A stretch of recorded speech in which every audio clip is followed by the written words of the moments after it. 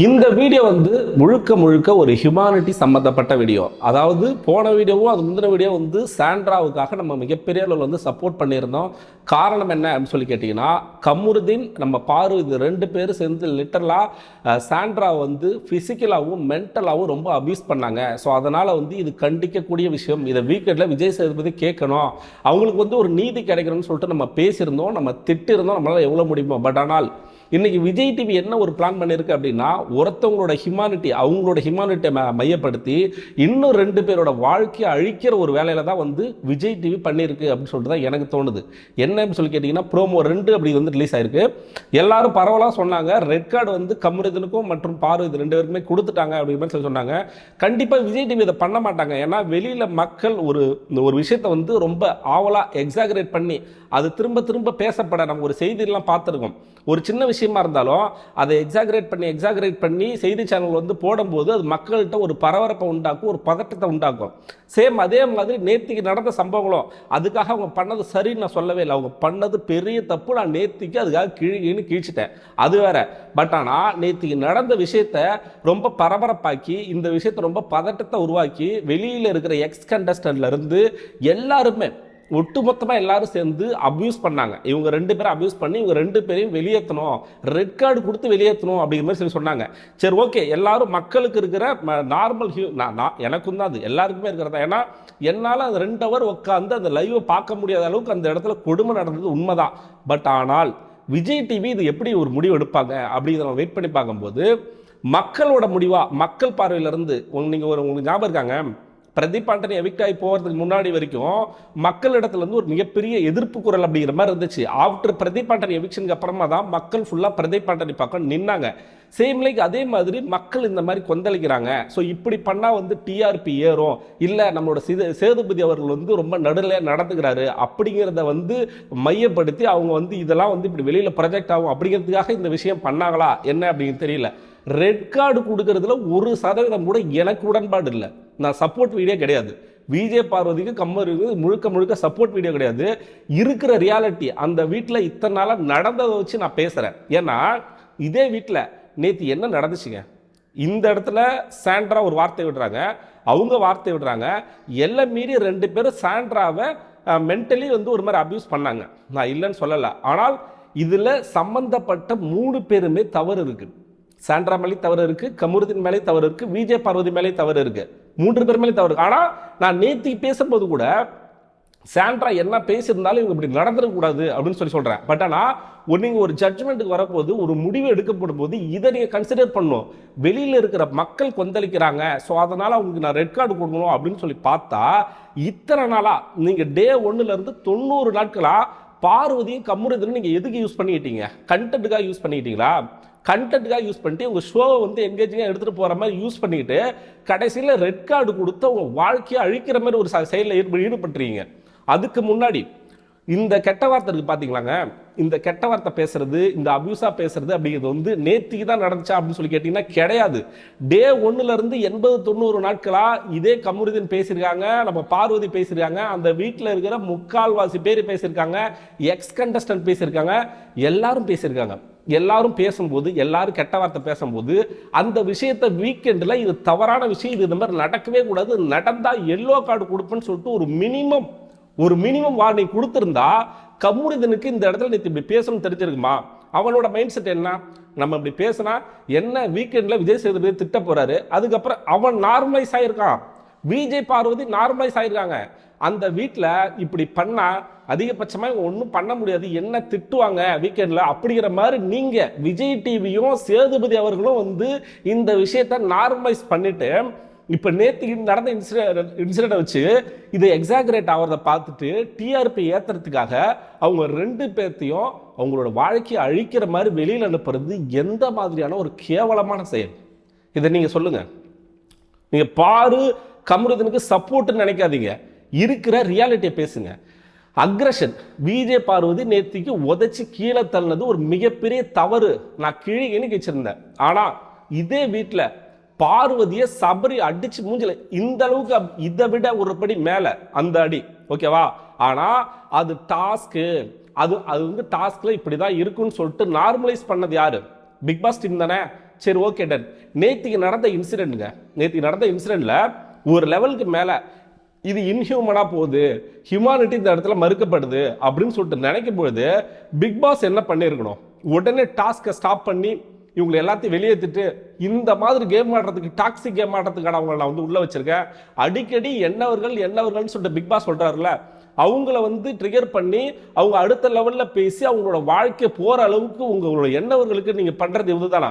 அதை நீங்க பாதியில நிப்பாட்டி இவங்க 2 பேருமே வந்து வார்னிங் கொடுத்து இல்ல அப்பயே அனுப்பிவிட்டுற வேண்டியதானங்க. வீக்கெண்ட் வர வச்சு ரெட் கார்டு கொடுத்து அவங்களோட வாழ்க்கை அப்படிங்கிறது எப்படிங்க போவோம், எதனை வைக்கிங்க போவோம்? வாழ்க்கைங்கிறது கேள்விக்குறியாகும். லிட்டரலா எனக்கு அப்படிதான் தோணுது. இந்த விஷயத்தை நீங்க ஸ்டாப் பண்ணாம விட்டீங்க. அந்த பிரச்சனை நடக்கும்போது, அந்த இன்சிடென்ட் நடக்கும்போது அங்க இருக்கிற டீம் 400 பேர் தூங்காம இருக்கோம், இதை பார்த்துக்கிட்டு இருக்கீங்க அப்படின்னு சொல்லி சொல்றீங்கல்ல. ஒரு பெண்ணுக்கு அநீதி நடக்கிறதா சொல்லி சொல்றீங்கல்ல, அப்படி ஒரு பொண்ணுக்கு அநீதியா நடக்கும்போது அந்த இடத்துல பிக் பாஸ் டீம் இதை ஸ்டாப் பண்ணாம என்ன பண்ணிட்டு இருந்தீங்க? இப்ப நீங்க ஸ்டாப் பண்ணாதனால உங்களோட கண்டென்ட்டுக்காக, உங்களோட டிஆர்பிக்காக அதை டெலிகாஸ்ட் பண்ணி அதை மக்கள்கிட்ட போய் கொண்டு போய் சேர்த்து அவங்கள்ட்ட வந்து ஒரு மிகப்பெரிய கொந்தளிப்பை ஏற்படுத்தி அதனோட வெளிப்பாடா விஜய் சேதுபதி அவர் வந்து 2 பேருக்கு ரெட் கார்டு கொடுக்குறாங்க. அவங்க 2 பேர் வந்து ஒன்றும் ரொம்ப ஒரு மோசமான ஒரு எப்படி சொல்றது, ஒரு டாக்ஸிக்கான, ரொம்ப எல்லை மீறி அவங்க மனுஷங்களே இல்லை அப்படின்னு சொல்லிட்டு சித்தரிக்கிற அளவுக்கு தான் இந்த ரெட் கார்டு அப்படிங்கிறது இருக்கு.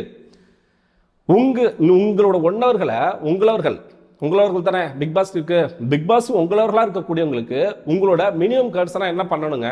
நம்ம ஒரு குழந்தை இருக்கு, நம்ம குழந்தைங்க தப்பு பண்ணும்போது நம்ம வந்து தப்பு பண்ணதுக்கு அப்புறமா உனக்கு நான் பிடிச்சி நாங்கள் போட்டுருவேன், இது பண்ணிடுறோம்னு சொல்லிட்டு மிரட்டுவோமா? அவங்கள வந்து நம்ம வந்து கண்டிக்கணும். நீங்க இதுக்கு முன்னாடி நிறைய இடத்துல வந்து எல்லாம் மீறி போகும்போது பிக் பாஸ் ஸ்டாப் பண்ணி கண்டிச்சிருக்காரு, நிறைய விஷயங்களை எடுத்து சொல்லியிருக்காரு. இந்த பிசிக்கல் வயலன்ஸை நார்மல் படுத்துறது பிக் பாஸ் தாங்க. பிசிக்கல் வயலன்ஸ் எல்லாம் வந்து இந்த அளவுக்கு அக்ரெசிவா இல்லை. சீசன் 6க்கு அப்புறமா தான் இது ரொம்ப எல்லை மீறி போகுது. சீசன் 6க்கு முன்னாடி வரைக்கும் இந்த கெட்ட வார்த்தை அப்படிங்கிறது நார்மலைஸ் ஆகல, இந்த மாதிரி வந்து பிசிக்கல் வயலன்ஸ் அப்படிங்கிறது நார்மலைஸ் ஆகல. ஸோ இதுக்கப்புறமா இதை நார்மலைஸ் பண்றாங்க. இவங்களே இதை நார்மலைஸ் பண்ணிட்டு திடீர்னு இவங்க 2 பேர் தப்பு, இவங்க பண்ணது தப்பு அப்படின்னா இத்தனை நாளா பண்ணிக்கிட்டு இருந்தவங்களா? எல்லாரும் தானே பண்ணியிருக்காங்க. எல்லாருமே பண்ணவங்க எல்லாத்தையுமே வந்து கேளுங்க. இதே இடத்துல ஒரு பிரச்சனை நடக்குது. நேத்திக்கு நடந்த பிரச்சனையில சாண்ட்ரா காமருதீன் அப்படின்னு சொல்லிட்டு வார்த்தை விடுறாங்க. பாத்ரூம்குள்ளார நீ என்ன பண்ணிட்டு இருந்தீங்க அப்படிங்கிற மாதிரி சொல்றாங்க. இன்னும் நிறைய வார்த்தைகளை விடுறாங்க. 18+ நீங்களா, அடல்ட்டா நீங்களா, என்னென்னமோ சொல்றாங்க. ஆனா இவன் எல்லாம் மீறி எங்கேயோ போயிட்டான்.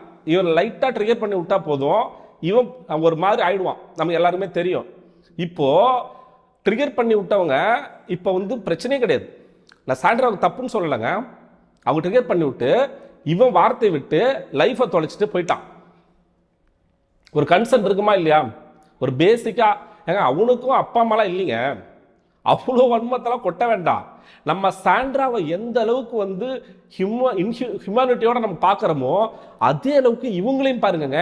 அவங்களுக்கு அந்த இடத்துல நடந்த 2 மணி நேரம் அபியூஸ் அப்படிங்கிறது மிகப்பெரிய தவறுங்க. நானே சொல்றேங்க, அது கண்டிப்பா இவங்களுக்கு வந்து தண்டிக்கப்படணுங்க.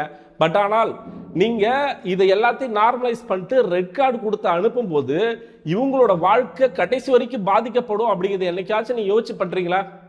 இதை நீங்க வந்து எமோஷனலான ஒரு முடிவா தான் எனக்கு தோணுது. ரெட் கார்டு அப்படிங்கிறது அவங்கள நீங்க வந்து வெளியேற்றுங்க, இல்ல நீங்க வந்து ஓட்டின் அடிப்படை வெளியேற்றுறேன் அப்படிங்கிற மாதிரி வெளியேற்றுங்க. அது வேற மாதிரி ஒரு எவிக்ஷன், அவங்களுக்கு வந்து பாதிக்கப்படாது.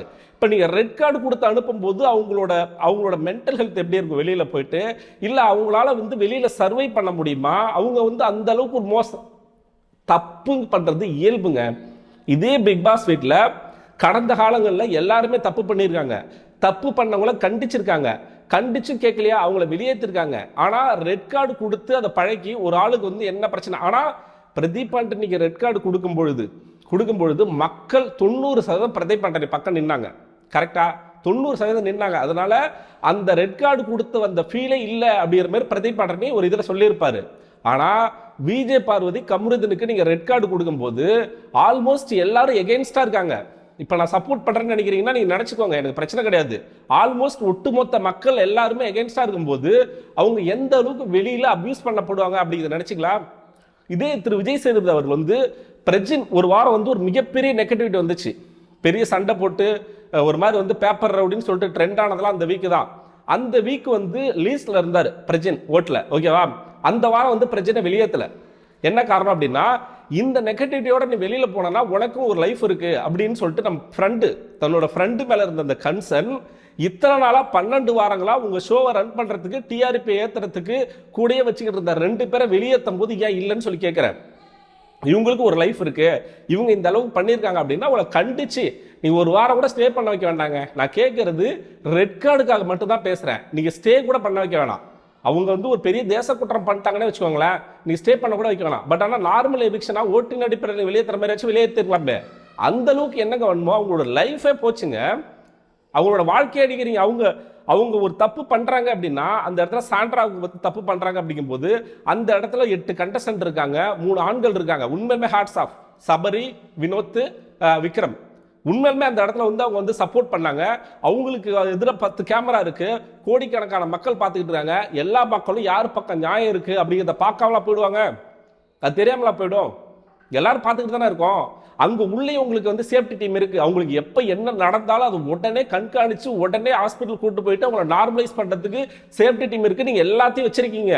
எல்லா விதமான செக்யூரிட்டி, எல்லா விதமான விஷயங்களையும் வச்சுக்கிட்டு ஒரு ஆளை நீங்க ஒரு பிரச்சனை நடக்கும்போது அவங்களுக்காக இத்தனை பேர் நிக்கிறாங்கல்ல. ஆனா இப்ப பார்வம் கம்முறதுன்னு வெளியில போயிட்டு அவங்களுக்காக யாரு நிப்பா? அவங்க ஃபியூச்சருக்கு என்ன கேரண்டி? அவங்களோட வாழ்க்கைக்கு என்ன கேரண்டி? அந்த அளவுக்கு அவங்க ஒரு மிகப்பெரிய சட்டத்தில் கொடுக்க முடியாத ஒரு குற்றத்தை பண்ணிட்டாங்க. இந்த கேம் ஷோல எல்லாத்தையும் நார்மலைஸ் பண்ணது யாரு? இந்த கேம் ஷோல கெட்ட வார்த்தை பேசுறது, அபியூஸ் பண்றது, சண்டை போட்டு பிசிக்கல் வயலன்ஸ் பண்றது. லிட்டரலா சொல்லணும்னா பிக் பாஸ்ல இவங்களோட டாஸ்க்கு ஏத்த மாதிரி பிசிக்கல் வயலன்ஸ் அக்செப்ட் பண்றாங்க. இதுவே மக்கள் ஒரு வெளியில எதிர்ப்பு தெரிவிக்கிறாங்க, இது எக்ஸாகரேட் ஆகுது அப்படிங்கும் போது அதே பிசிக்கல் வயலன்ஸ் தப்பா வெளியில ப்ரொஜெக்ட் பண்றாங்க. அப்படிதான் தோணுது எனக்கு. நேத்தி நடந்த பிசிக்கல் வயலன்ஸ்ங்கிறது மிகப்பெரிய தவறு. ஆனா இதே பிசிக்கல் வயலன்ஸ் இதுக்கு முன்னாடி நிறைய நடந்திருக்கு, நிறைய இடத்துல நடந்திருக்கு. ஆனா அது டாஸ்க் அப்படின்னு சொல்லிட்டு கடந்து போறோம். இதே பார்வதிய நம்ம சபரி ஒரு டைம் அடிச்சு மூஞ்ச உடைச்சு கண்ணு வீங்கி லிட்டரலா கண்ணு பார்வை போற அளவுக்கு ஒரு மாதிரி அடி அடிச்சாப்புல. அதை நம்ம யாராச்சும் எதிர்த்து கேட்டோமா? ஏன்னா அடி வாங்கினது பார்வதி. பார்வதி அப்படின்னு வரும்போது நம்மள்கிட்ட ஹியூமானிட்டி இருக்காது. இதுவே பார்வதிக்கு எதிராக யார் இருந்தாலும் நம்ம ஹியூமானிட்டி இருக்கும். நான் பார்வை சப்போர்ட் பண்ணல, தயவு செஞ்சு புரிஞ்சுங்க. எல்லாத்தையும் ஒரே மாதிரி பார்வையில பாருங்க. பார்வதி, சாண்ட்ரா, கமருதீன், சபரி, வினோத் அப்படின்னு சொல்லிட்டு எல்லாரையும் ஒரு கண்டஸ்டண்டா பாருங்க. அவங்க பண்ண தவறுகளை மட்டும் பாருங்க, அவங்கள பார்க்காதீங்க. இது சேது ப்ரோ சொன்னதுதான். சபரி இன்சிடென்ட் அப்ப பாரு போட்டு அடிக்கும் போது எல்லாருமே ஏன் ஷூ போடாம வந்த ஏதோ சம்திங் லைக்கா சொன்னதா உங்களுக்கு அந்த இடத்துல பார்வதியா தெரிஞ்சாங்களே தவிர அவங்க ஒரு மனுஷங்க அடிப்படுறாங்க, ஒரு பெண் அடிப்படுறாங்க அப்படிங்கிற எந்த ஒரு கன்சர்னும் இல்லைன்னு சொல்லி சொன்னீங்கல்ல. சேம் லைக் அதே மாதிரி மக்களோட பார்வை எப்படி இருக்குன்னா பார்வதி மேல பார்வதி அப்படிங்கிற ஒரு கேரக்டர் நீங்க எடுத்து வச்சுட்டீங்க, மோசமானவடா அப்படின்னு சொல்லிட்டு ஒட்டு மொத்தமா யூடியூப் சேனல்ஸ் அவங்களோட வியூஸுக்காக பேசுறதா எண்ணி அவங்கள கொச்சப்படுத்தி, அவங்களை அவமானப்படுத்தி, அசிங்கப்படுத்தி அவங்கள தூக்கி இங்க வச்சுட்டீங்க கெட்டவங்க அப்படின்னு. இப்போ பார்வதிக்கு எதிராக எவன் இருந்து பேசினாலும் சரி, இவன் கெட்டவன், சரி பாரு கெட்டவன். பார்வதிக்கு எதிராக எதிரில் நின்று எவன் அபியூஸ் பண்ணாலும் சரி, பாருதான் தப்பு. பார்வதி எதிராக எவன் நின்று என்ன பண்ணாலும் சரி, பாருதான் தப்பு. இந்த இடத்துல பாரும் இன்னொரு கேரக்டர் அப்படின்னு வந்துட்டா கண்ணை மூடிட்டு பார்வதி தப்பு அப்படிங்கிற மைண்ட் செட் வந்துட்டாங்க. ஒரு மனுஷனால 100% கெட்டவங்களா இருக்க முடியுமா? அவங்களுக்கும் ஃபீலிங்ஸ் இருக்கு, மனுஷங்களாவும் இருக்கிறாங்கல்ல. ஸோ அப்படி இருக்கும் பொழுது எப்படி இவங்களை யூஸ் அண்ட் த்ரோ பண்றாங்க விஜய் டிவி அப்படிங்கிறத என்னுடைய கன்சர்ன். நீங்க என்ன வேணா நினைச்சீங்க, என்ன கமெண்ட்ல திட்டுவீங்க அசிங்கமா, இவன் போயிட்டு பாருங்களா சொம்பு தூக்குறான் அப்படின்னு. நான் சாண்ட்ராவுக்கு எந்த அளவுக்கு ஹியூமானிட்டி பேசுறனோ அதே அளவுக்கு ஹியூமானிட்டி தான் இப்ப பாருக்காகவும் கமருதீனுக்காகவும் பேசுறேன். அதை தயவு செஞ்சு புரிஞ்சுங்க. இந்த விஷயத்தை முழுக்க டிஆர்பியாக இந்த சேனலும் இந்த ஹோஸ்டும் யூஸ் பண்ணிட்டு தூக்கி போடும் பொழுது அவங்களோட வாழ்க்கையை பத்தி யோசிக்காத போது இந்த விமர்சனம் வைக்க வேண்டியது நம்மளோட கடமை அப்படின்னு சொல்லிட்டு நான் நினைக்கிறேன். இதை பத்தி உங்களோட கருத்து என்ன அப்படின்னு கமெண்ட் பாக்ஸ்ல போட்டு விடுங்க, ஹைப் பண்ணுங்க, 4 பேருக்கு ரீச் ஆகட்டும், உண்மை 4 பேருக்கு தெரியட்டும். இதே மாதிரி நான் அடுத்த வீடியோவில் உங்களை சந்திக்கிறேன். அதுவரை உங்களிடமிருந்து விடைபெறுவது நான் ஏவி.